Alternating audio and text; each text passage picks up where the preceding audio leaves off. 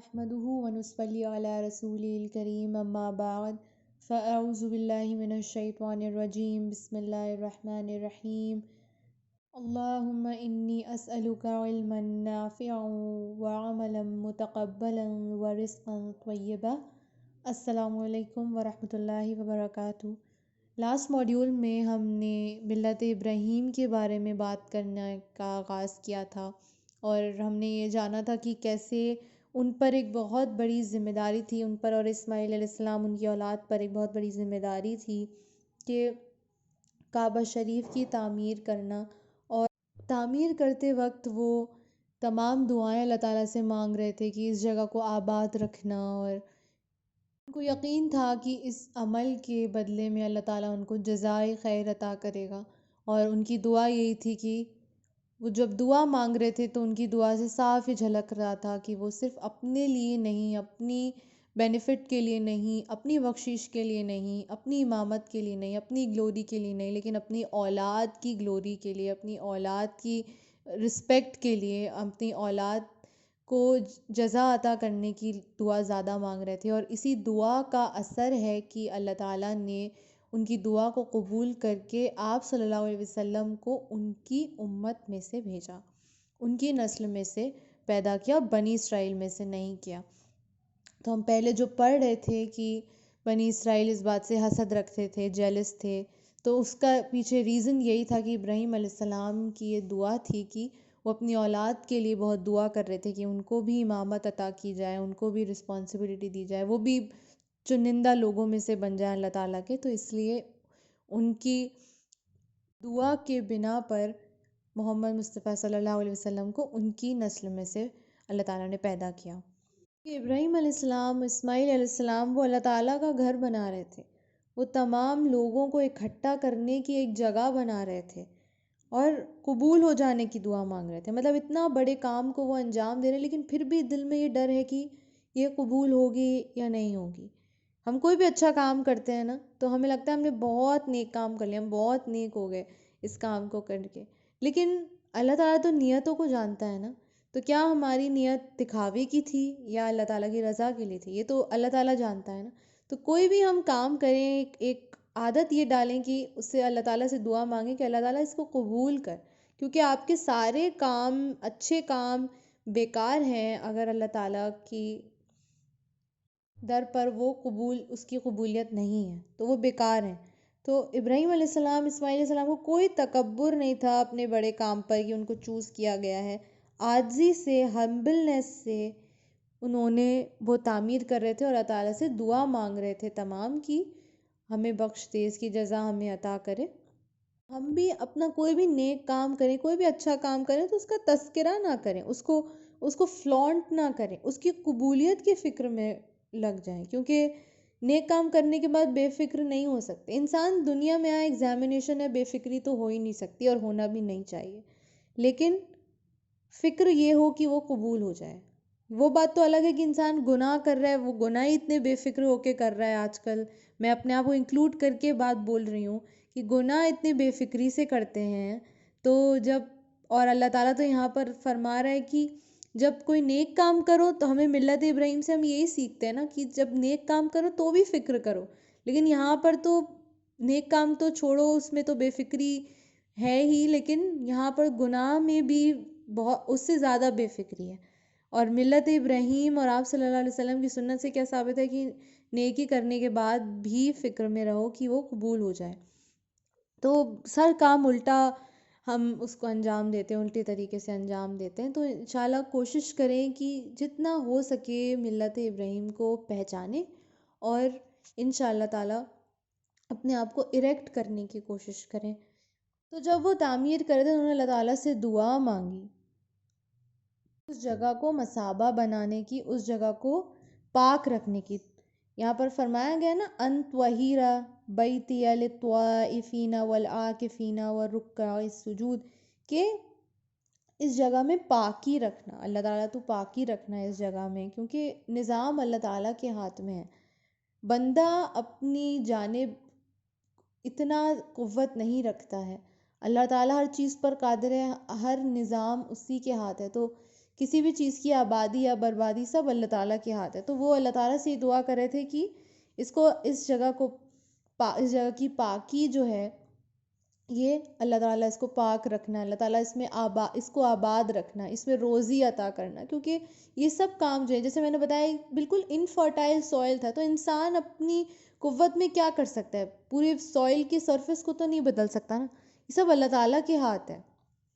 وہ یہی اللہ تعالیٰ سے دعا کر رہے تھے کہ اس جگہ کو پاک کی، تاکہ زیادہ سے زیادہ لوگ اس کی طرف متوجہ ہو سکیں، یہاں پر طواف ہو، رکوع اور سجدہ کے لیے بہترین جگہ بن جائے. اور اس کے لیے اللہ تعالیٰ سے دعا کر رہے تھے کیونکہ پاکی رہے گی، کیونکہ پاکی جو ہوتی ہے وہ آدھا ایمان ہوتا ہے. آپ کی آؤٹر ہو جو یا پھر انر ہو، اور آؤٹر جب آپ پاکیزگی رکھتے ہیں تو آپ نے نوٹس کیا ہوگا آٹومیٹکلی دل جو ہے اندر کی صفائی بھی ہو جاتی ہے. جب کبھی بھی آپ وضو کر کے نکلیں یا غسل کر کے نکلیں تو ایسا لگتا ہے کہ اندر سے ایک پاکیزگی آ گئی. تو پاکیزگی جو ہے وہ آدھا ایمان ہوتا ہے ایسا کہتے ہیں. تو اس سے بہت زیادہ فرق پڑتا ہے. اور پھر آبادی، کیونکہ کسی بھی جگہ میں جب تک وہ آباد نہیں ہوگی تب تک اس کا جو امپورٹنس ہے لوگوں کو نہیں پتہ چلے گا. اور آباد رکھنے کی جو ذمہ داری ہے وہ لوگوں کی بھی ہے، کیونکہ آپ اپنی آس پاس کی مسجدوں کو ہی فار ایگزامپل لے لیں کہ کتنی بار ایسا ہوتا ہے کہ فجر کے وقت، میں نے تو بہت زیادہ یہ نوٹس کیا کہ فجر کے وقت کوئی لوگ ہی نہیں ہوتے ہیں، نماز پڑھنے والا ہی نہیں ہوتا ہے. تو مسجد کو آباد رکھنا ہماری ذمہ داری ہے. کسی بھی جگہ کو آباد رکھنا اس کی سراؤنڈنگ میں جو رہنے والے لوگوں کی ذمہ داری ہے، اور اس کو پاک صاف رکھنا بھی انہی کی ذمہ داری ہے. صرف متولی کی ذمہ داری نہیں ہے، سب لوگوں کی ذمہ داری ہے. تو مسجد میں جو صاف صفائی، آپ کو وہ حدیث آپ نے یہ مجھے ایم شور کہ آپ نے یہ سنی ہوگی بہت دفعہ کہ ایک عورت تھی، ایک ڈارک سکنڈ عورت تھی، تو وہ مسجد نبوی میں جھاڑو دیتی تھی روز. تو ایسا کچھ وہ کام نہیں ہے، اتنی کوئی لیڈرشپ پوزیشن پہ وہ نہیں تھی، لیکن وہ صرف مسجد نبوی میں جھاڑو دیتی تھی. کالی عورت تھی، کوئی اس کو زیادہ جانتا نہیں تھا، نہ اس کو کوئی امپورٹنس دیتا تھا. تو جب وہ فوت ہو گئی، تو کا وقت تھا جب وہ فوت ہو گئی، تو لوگوں نے زیادہ امپورٹنس نہیں دی اور زیادہ ذکر فکر بھی نہیں ہوا، نہ زیادہ کوئی آیا گیا، نہ کچھ ایسا ہوا. اور آپ صلی اللہ علیہ وسلم کو بتائے بغیر اس کو دفنا دیا گیا. تو جب آپ صلی اللہ علیہ وسلم کو پتہ چلا تو وہ وہاں پر گئے اور اس کی جنازے کی نماز آپ صلی اللہ علیہ وسلم نے خود پڑھائی اور اس کی بخشش کی دعا کی. تو مسجد کو صاف رکھنا بہت ایک آپ سب لوگوں کی ذمہ داری ہے، اور اس میں کوئی نیچی وہ یا اپنے آپ کو ڈیگریڈ کرنے کی بات نہیں ہے. بہت درجہ، آپ دیکھیے آپ صلی اللہ علیہ وسلم نے جنازے کی نماز پڑھائی تو کتنا درجہ بلند ہے. آپ صلی اللہ علیہ وسلم نے بخشش کی دعا کی. تو آپ سوچئے کہ ایک صرف جھاڑو، ایک نارمل کام جھاڑو لگانے والی، جس کو کہ عام طور پر بہت زیادہ ڈیمین کرا جاتا ہے، جس کو کہ بہت چھوٹا کام، بہت ہی ڈس رسپیکٹفل کام سمجھا جاتا ہے، اس کا درجہ اس طریقے سے بلند ہوا. تو یہ سب کی ذمہ داری ہے صف پاک صاف چیزیں رکھنے کی. اور اللہ تعالیٰ کے در پر، اللہ تعالیٰ کے سامنے یہ کوئی بڑا چھوٹا ایسا کچھ نہیں ہے. اللہ تعالیٰ تو عدل کرنے والا ہے، سب کو ایک طرح سے، اس کا کوئی کسی بھی طریقے میں انفیئر کچھ بھی طریقہ نہیں ہے. تو آپ کے اعمال جو ہوں گے ویسا ہی آپ کو جزائے سزا عطا ہوگی. تو وہ اللہ تعالیٰ سے یہی دعا کر رہے تھے کہ اس جگہ آباد رہے، اس میں اللہ تعالیٰ رزق پیدا کرے. تو یہی ان کی دعا تھی کہ اس میں رزق پیدا ہو. اور ساتھ ساتھ وہ یہ بھی دعا کر رہے تھے کہ ہر دعا میں ابراہیم علیہ السلام اپنے بیٹوں کی آبادی، اپنی بیٹوں کی سکسیس کی دعا کر رہے تھے.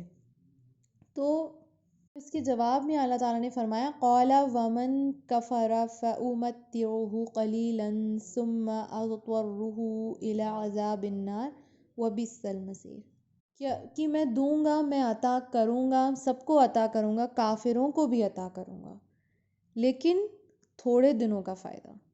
تو کافروں کو بھی عطا کیا جائے گا. جیسے ہم بھی اکثر یہ ایکسپیرئنس کرتے ہیں نا، کیونکہ اللہ تعالیٰ کی لاٹھی بے آواز ہے، تو اللہ تعالیٰ ہمیں پتہ نہیں چلتا ہے کس طریقے سے کس انسان کی کیسی آزمائش چل رہی ہے، تو ہم یہ سمجھتے ہیں کہ یہ تو اتنا زیادہ گناہ میں مبتلا ہوتا ہے کہ لیکن اس کی تو کوئی پکڑ ہی نہیں ہو رہی، اس کو تو اللہ تعالیٰ نے خوب عطا کیا ہے. اور جو انسان پاک صافی رکھتا ہے، اپنے آپ کو دین کے مطابق اریکٹڈ رکھتا ہے، اس پر یہ ساری پریشانیاں اللہ تعالیٰ دیتا ہے. تو پہلے تو یہ سمجھنے کی ضرورت ہے کہ آزمائش اسی کو دی جاتی ہے جس سے یہ امید کی جاتی ہے کہ وہ کھرا اترے گا. جو انسان گمراہ ہے، جس کو کچھ علم ہی نہیں ہے، تو اس کو ایگزام دے کر کیا ہی فائدہ ہوگا. جیسے کبھی کبھی ٹیچرز بھی کہتے ہیں نا کہ ان کا پیپر دیکھ کے تو کچھ وہ بات نہیں آئی، مزہ نہیں آیا. کاپی کریکٹ کرنے کا تب تک دل ہی نہیں چاہتا ہے جب تک کچھ صحیح کچھ غلط نہ ہو. اگر سبھی کچھ غلط ہی غلط ہے تو اس کا ایگزامینیشن کیا لینا، معلوم ہی ہے کہ فیل ہی ہوگا. تو ایکسائٹمنٹ یا چینج کی امید اسی میں ہوتی ہے جس نے جو امپروومنٹ دکھا رہا ہو، جس نے اچھا کام کیا ہو. اور پھر اس میں کچھ جو غلطیاں ہیں یا کچھ ایسی آزمائشیں ہیں جس میں وہ نہیں کھرا اترا، تو اس کو آزمانے میں وہ بات محسوس ہوتی ہے. ٹیچرز کے میں پرسپیکٹیو سے بول رہی ہوں.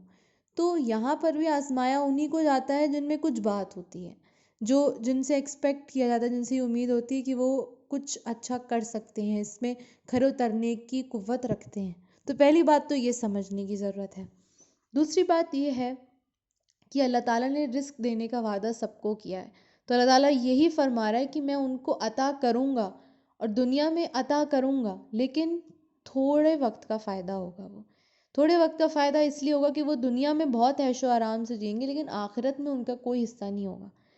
تو اللہ تعالیٰ نے رزق دینے کا وعدہ کیا سب کو، وہ اللہ تعالیٰ عطا کر رہا ہے سب کو، اور جس کو جتنا چاہے عطا کرتا ہے، چاہے وہ کافر ہو یا ایمان رکھتا ہو. لیکن فرق آخرت کے دن پتہ چلے گا، عدل آخرت کے دن ہوگا. تو اللہ تعالیٰ نے ان سے عہد لینے کے بعد کہ وہ اس جگہ کو پاک صاف رکھیں گے، آباد رکھیں گے، اور اس جگہ کو ہر طریقے کی نیگیٹیوٹی سے پاک صاف رکھیں گے. اور پھر ابراہیم علیہ السلام اور اسماعیل علیہ السلام نے اللہ تعالیٰ سے دعا کی کہ اس جگہ میں رزق عطا کر، اس جگہ کو امن والی جگہ بنا. ان سب کے بعد انہوں نے ایک اور اللہ تعالیٰ سے دعا کری جب وہ تعمیر کر رہے تھے. جیسے میں نے کہا کہ وہ قبولیت کی دعا اللہ تعالیٰ سے کر رہے تھے. تو وَإِذْ يَرْفَعُ إِبْرَاهِيمُ الْقَوَاعِدَ مِنَ الْبَيْتِ وَإِسْمَاعِيلَ، تو جب وہ دونوں کعبہ شریف کی تعمیر کر رہے تھے، رَبَّنَا تَقَبَّلْ مِنَّا إِنَّكَ أَنْتَ السَّمِيعُ الْعَلِيمُ، تو ہم سے قبول کر رہے اللہ، یا اللہ یہ ہم سے قبول کر لے. تو یہ بہت پیاری دعا ہے، رَبَّنَا تَقَبَّلْ مِنَّا. تو یہ دعا ہم سب کو ماننا چاہیے، مانگنا چاہیے کہ ہم جو بھی کام کر رہے ہیں وہ اللہ تعالیٰ اس کو قبول فرمائے. ربنا تقبل منی، یا اللہ ہماری اس کوششوں کو، اس کام کو اپنے بارگاہ میں قبول فرما. تو یہ بہت چھوٹی سی دعا ہے، ربنا تقبل منی. یہ سارے لوگ ہم اگر اس کو دعا کو پڑھ کے کوئی بھی کام کریں گے تو انشاءاللہ تعالیٰ قبول ہوگی.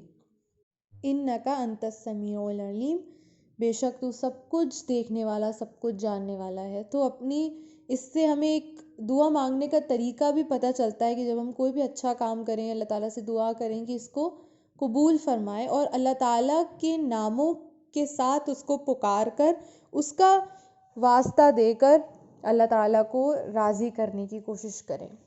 حمد و ثنا کر کے اس کے ناموں سے اللہ تعالیٰ کو پکاریں، اور اس سے جو بھی ریلیونٹ نام ہے اس سے اللہ تعالیٰ کو پکار کے دعا مانگیں، تو انشاءاللہ تعالیٰ ہماری دعا قبول ہوگی، ہمارے سارے کام جو ہے نیکیاں ضائع نہیں جائیں گی انشاءاللہ تعالیٰ. اس کے بعد بھی وہ دعا مانگتے، ربنا وجعلنا مسلمین لک ومن ذریتنا امۃ مسلمۃ لک. تو یا اللہ مسلمانوں کے لیے ہم میں سے، ہماری نسل میں سے ایک کسی ذمہ دار کو پیدا کرنا، ایک کسی رہنما کو پیدا کرنا، ایک کسی پیغمبر کو پیدا کرنا، ایک کسی خبردار کرنے والے کو پیدا کرنا، ایک کسی کو ایسے چن لینا ہماری امت میں سے جو خیر خواہی کا کام کرے.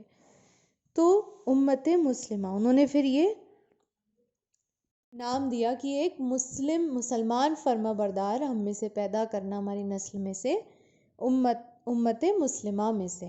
تو یہ نام انہوں نے اپنی قوم کو یہ اللہ تعالیٰ سے دعا کرتے وقت یہ نام پکار کر، یہ نام لے کر اللہ تعالیٰ سے دعا کری کہ امت مسلمہ بنانا، اس کو آباد کرنا اور اس میں سے ایک رسول پیدا کرنا. تو اسی دعا کے، کیونکہ کہتے ہیں نا آپ صلی اللہ علیہ وسلم ابراہیم علیہ السلام کی دعا ہے، کیونکہ تمام نبی، جو سارے نبی آئے وہ بنی اسرائیل میں سے ہی آئے، لیکن اللہ تعالیٰ کے محبوب جو تھا وہ، اس کو اللہ تعالیٰ نے ابراہیم علیہ السلام، اسماعیل علیہ السلام کی نسل میں سے پیدا کیا. تو اللہ تعالیٰ نے ان کی اس دعا کو قبول فرمایا. تو دعا مانگنے کا بھی ایک جو طریقہ ہے نا، اس سے بہت فرق پڑتا ہے، کیونکہ تمام لوگ ہیں اس پورے جہان میں جو اللہ تعالیٰ سے دعا مانگتے ہیں. تو ہماری دعا کیا اسپیشل ہے، کیا عاجزی ہے، کیا اخلاص ہے ہماری دعا میں کہ وہ اللہ تعالیٰ کے بارگاہ میں قبول کی جائے گی. تو اس پر کام کرنے کی کوشش کریں. جیسے آپ پیاری دعاؤں کو اگر ہم یاد بھی کر لیں، ان ساری دعاؤں کو نا جو اللہ تعالیٰ سے ابراہیم علیہ السلام نے مانگی ہیں، کہ ہمیں طریقہ معلوم پڑ جائے گا اللہ تعالیٰ سے مانگنے کا. پھر فرمایا وَأَرِنَا مَنَاسِكَنَا وَتُبْ عَلَيْنَا إِنَّكَ أَنْتَ التَّوَّابُ الرَّحِيمُ، اور ہمیں عبادت کرنے کا صحیح طریقہ سکھا دے. کیونکہ وہ تعمیر کر رہے تھے کعبہ شریف کی، اور اس کے جو تمام طواف اس سے جڑے ہوئے ہیں، تمام ارکان جڑے ہوئے ہیں، تو کیسے اس جو کعبہ شریف ہے جو ایک مثابہ بنایا ہے، اس کا کیسے حق ادا کریں، یہ اللہ تعالیٰ ہم کو بتا دے. یہ ہدایت اللہ تعالیٰ ہم کو عطا کر دے، تاکہ ہم بھی اپنے آپ کو ایریکٹ کر لیں، اور جس طریقے سے ہم ابھی تک اپنی زندگی گزار رہے تھے اس سے توبہ کر لیں، اس سے منہ پھیر لیں. کیونکہ بے شک اللہ تعالیٰ انک انت التواب الرحیم، بار بار توبہ قبول کرنے والا اور بہت مہربان ہے. پھر انہوں نے یہ دعا مانگی ربنا وابعث فیہم رسولا منہم یتلو علیہم آیاتک ویعلمہم الکتاب والحکمت ویزکیہم، کہ ہماری نسل میں سے ایک ایسے رسول کو پیدا کرنا جو لوگوں پر تمہاری آیات کو، اللہ تعالیٰ کی آیات کو ان پر پڑھ کر سنائے اور ان کو پیغام پہنچائے، ان کی نصیحت کرنے کی جو انتظام ہے یا اللہ، تو اس کو ہماری نسل میں سے ایک ایسے ذمہ دار انسان کو چن لینا انشاءاللہ، جو تیری طرف سے، جو تیری بتائی باتوں کو، جو تیری حکمتوں کو، جو تیری ہدایت کو آگے پہنچا سکے. ایسا رسول ہماری قوم میں سے، ہماری نسل میں سے پیدا کرنا. بے شک تو بہت غالب اور حکمت والا ہے. اور اسی دعا کی وجہ سے اللہ تعالیٰ نے آپ صلی اللہ علیہ وسلم کو انہی میں سے بھیجا، انہی کی نسل میں سے اٹھایا. الحمدللہ بہت سی باتیں ہیں جن کو کہ ہمیں سیکھنے کی ضرورت ہے، جن پر غور و فکر کرنے کی ضرورت ہے.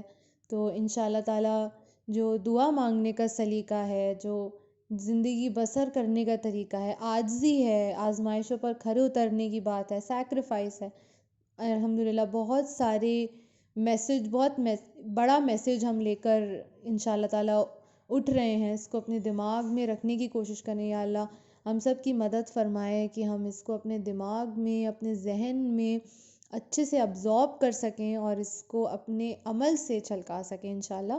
وآخر دعوانا الحمدللہ رب العالمین. السلام علیکم ورحمۃ اللہ وبرکاتہ.